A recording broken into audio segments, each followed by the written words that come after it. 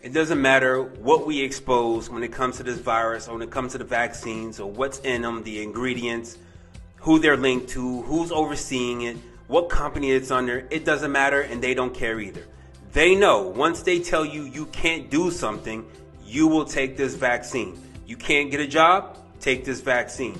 You can't eat, you can't go grocery shopping, you can't go to Disney World, you can't pick up your children, your kids can't go to school, take this vaccine and it'll make things all better. They've been predictive programming you with these same scenarios through movies time and time again because they want you to get it through your head that it doesn't matter what we expose that's in these vaccines.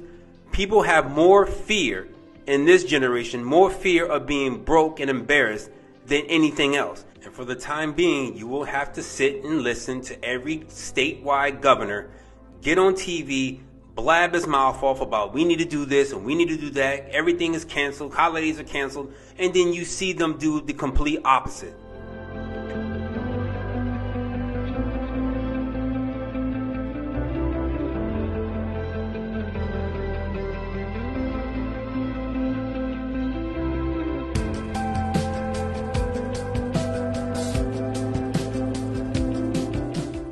I was asked to go to a friend's 50th birthday.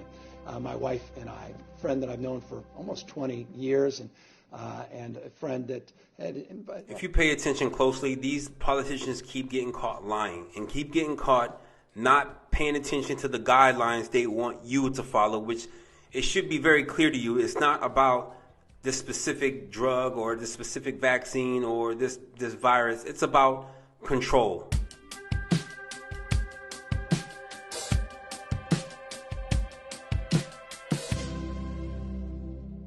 Pfizer releasing more details from its COVID vaccine trials. Meg Terrell has the details on this breaking news. Meg, good morning. Good morning, Becky. Well, last Monday, we got the interim look at Pfizer's phase 3 trial. Today, we are getting the final results. They have accrued enough cases now to have a final look at the data. So now it's showing it's 95% effective at preventing cases of COVID-19.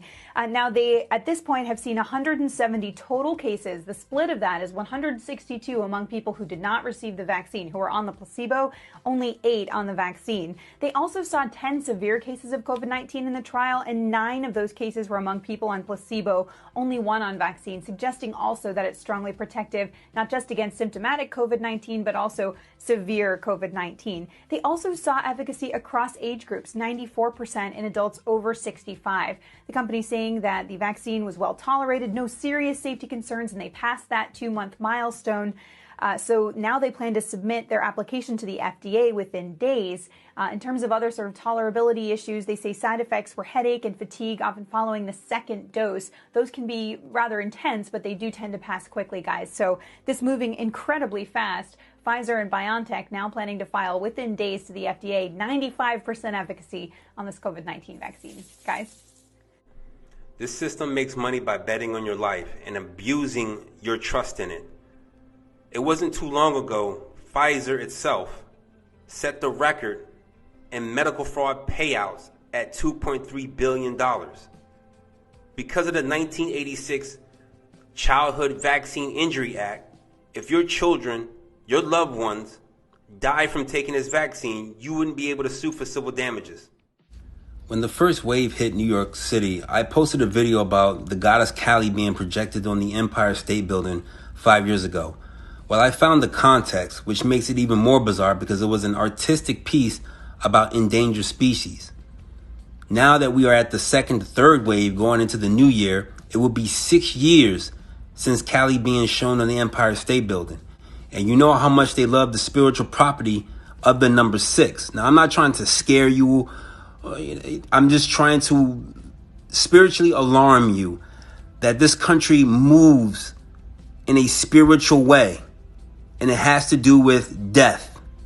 They know people aren't really into sigil magic or predictive programming, so they throw it in front of your face. If you didn't know who the Hindu goddess Kali is, she is the goddess of death, doomsday death, and makes more sense now than it ever did before. Governor Andrew Cuomo gave a speech on government-mandated vaccinations in New York at Riverside Church in Manhattan a few days ago. If you go to the church's website, it's a church with no spiritual power. I'm pretty sure they don't preach against sin. As you see from their church photo, they use a woman in a suit and tie. They are affiliated with the United Church of Christ. Hilariously holds a political view on the Word of God. And we must restore trust in government, because a vaccine will only work if people trust the government enough to take it, and that has to be our mission here in the state of New York. COVID low tide showed that the existing health disparities in this country made it more likely that blacks would die from the virus. Black populations are 1.7 times more likely to have diabetes, 1.4 times more likely to have hypertension, 1.3 times more likely to face obesity, and 3 times more likely to have asthma. Those are the ugly facts. You're going to hear this narrative if you haven't heard it already.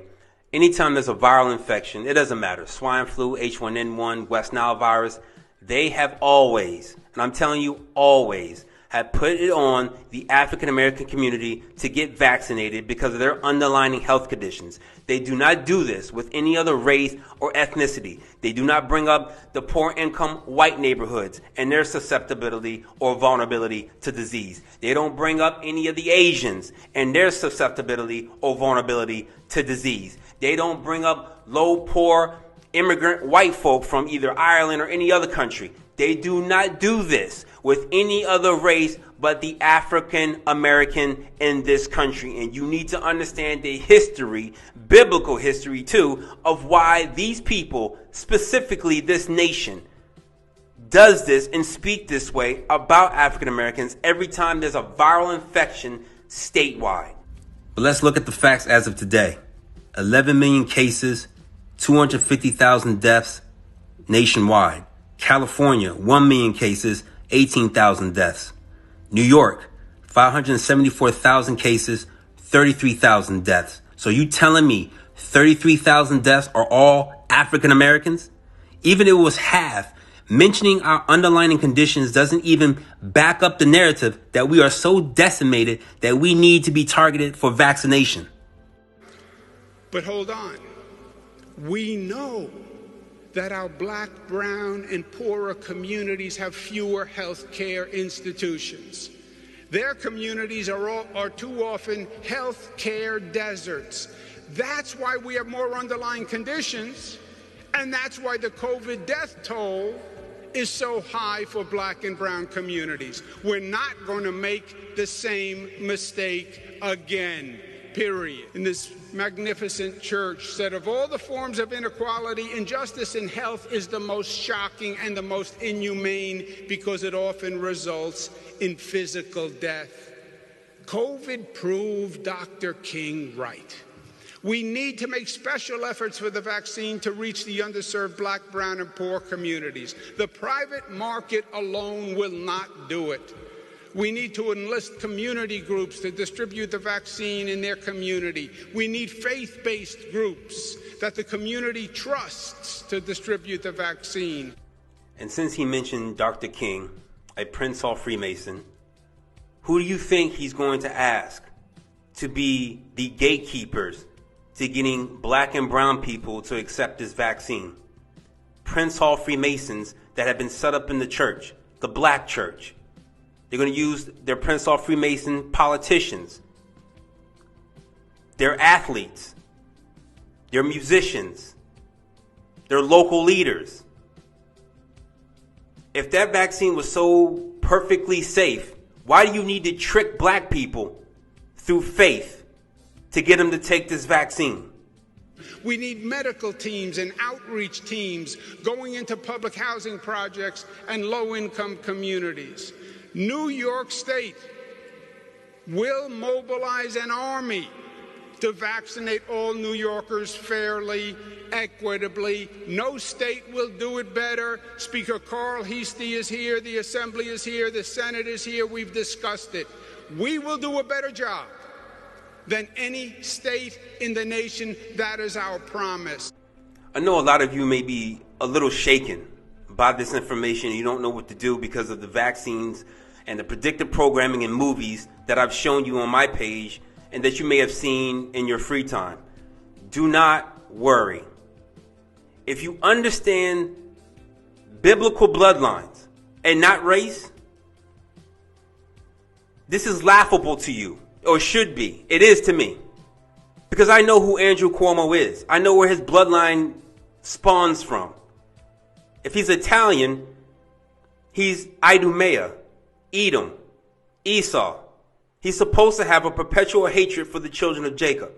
If you get out of race, it's about black, it's about white, and you get into nations, which is what I'm trying to teach you.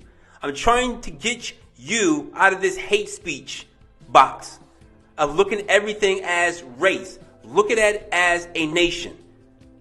This is about a spiritual battle between nations. Our 400-year curse is over. The Tuskegee experiment, when we were injected with syphilis, those days were done. That's what a curse in Deuteronomy that said it would befall on us because of our ancestors. I need my people to understand this. Do not be shaken by the descendants of Esau.